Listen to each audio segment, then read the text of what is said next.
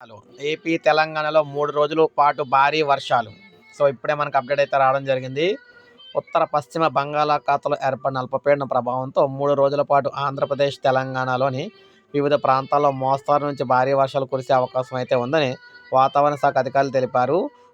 ముందుగా మనం తెలంగాణ చూద్దాం, తర్వాత ఆంధ్రప్రదేశ్ చూద్దాం. ముందుగా తెలంగాణలో చూసుకున్నట్లయితే ఉమ్మడి ఆదిలాబాద్, నిజామాబాద్, కరీంనగర్, వరంగల్, ఖమ్మం జిల్లాల్లో భారీ వర్షాలు కురిసే అవకాశం అయితే ఉందని, దక్షిణ మధ్య తెలంగాణ జిల్లాలో తేలికపాటి నుంచి మోస్తరు వర్షాలు కురిసే అవకాశం అవుతుందని పేర్కొన్నారు.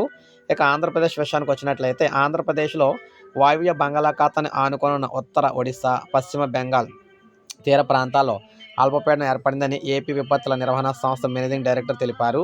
ఇది రాబోయే 2-3 రోజుల్లో మరింత బలపడే అవకాశం అయితే ఉందన్నారు. గంటకు 40-50 కిలోమీటర్ల వేగంతో ఈదురుగాలు వీచే అవకాశం అయితే ఉందని ప్రజలు అప్రమత్తంగా ఉండాలని సూచించారు. మొత్తంగా చూసుకుంటే భారీ నుంచి అతి భారీ వర్షాలు అయితే రాబోతున్నాయన్నమాట. ప్రజలందరూ కూడా అలర్ట్గా అయితే ఉండాలి.